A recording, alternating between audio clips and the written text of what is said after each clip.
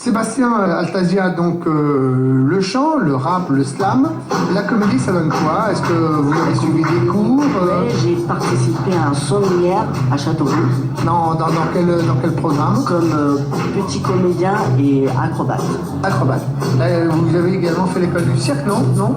J'ai fait des stages de cirque. Et dans quel domaine? Enfin, dans quel registre dans le cirque? Quoi, funambule, clown? Non, plutôt la cascade. Cascade, cascadeur. Ouais, ça vous aime bien la cascade? Ouais. Ça fait quoi? C'est parce qu'il y a c'est votre corps que vous mettez en avant? Voilà.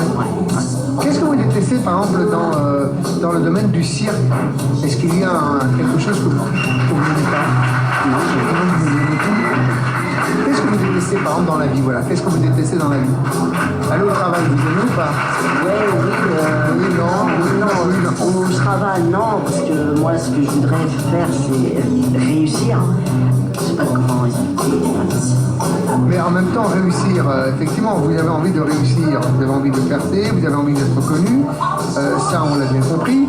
Vous essayez d'entrer dans ces divers univers, mais en même temps, nous savons tous que c'est assez compliqué, que c'est difficile, ça demande des heures et des heures de travail, qu'il faut en plus, quelle que soit la profession dans laquelle vous voulez exercer vos talents, il faut être présent, c'est-à-dire qu'il faut pratiquement être là du matin jusqu'au soir. Donc comment vous arrivez-vous à concilier entre le travail au sein du CAT et cette volonté de vouloir de devenir artiste reconnu? C'est un peu compliqué là, au niveau de la gestion du temps. Le problème, c'est que j'habite à Châteauroux, j'habite pas à Paris, quoi. Je pense, si j'habitais à Paris, ce serait plus facile pour moi d'essayer de faire ça. Vous pensez que du côté d'habiter, enfin le fait d'habiter à Châteauroux, c'est assez loin de tout? Il n'y a pas grand-chose là. C'est la galère. Là, il y a une production à Tours.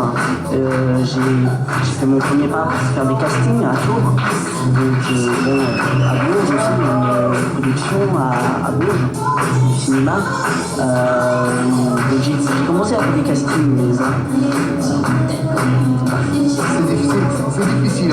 Est-ce que vous avez le sentiment de justement que les gens qui sont autour de vous, même au sein de votre cercle, vous encouragent justement à prendre cette direction?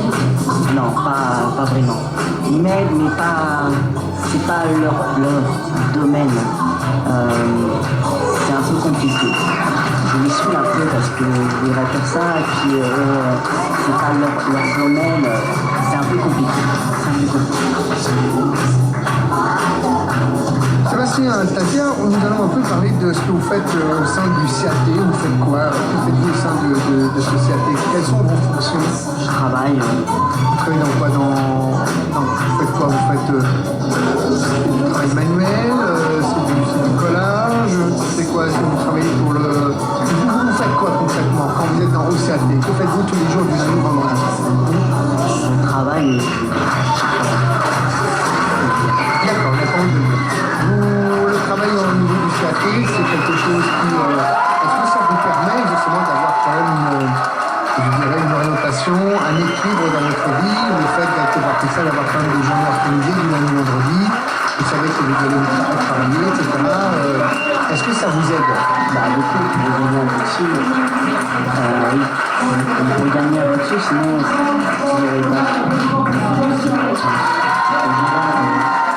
du mal.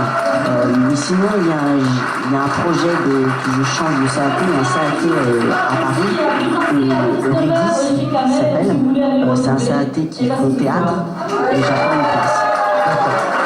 Donc vous, d'après ce que j'ai compris, vous voulez vraiment quitter cette région pour venir sur Paris parce que vous avez vraiment, vous, le sentiment que sur Paris, il y aurait davantage d'opportunités pour réaliser vos rêves.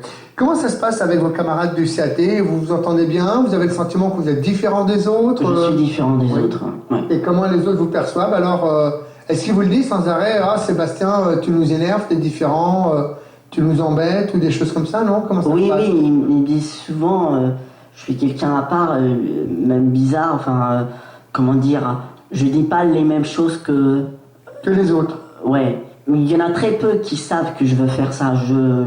Je le dis pas. Je dis plutôt aux éducateurs. D'accord. Comment ça se passe justement avec vos éducateurs? Est-ce que vous avez le sentiment que les éducateurs vous écoutent, sont à votre écoute, qu'ils vous aident ou alors ils vous disent, écoute Sébastien, c'est pas raisonnable. Quelle est un peu leur opinion? Comme vous dites, oui, il y a beaucoup d'éducateurs qui me disent, ouais, surtout mon père, beaucoup mon père, je ne peux pas le... Hein, enfin, et comment dire, oui, il m'aide pas beaucoup, il m'aide pas beaucoup. Il y a quelqu'un qui m'aide, il y a Brian, mon éducateur, qui m'aide, mais bon, c'est vague, hein, c'est très très vague.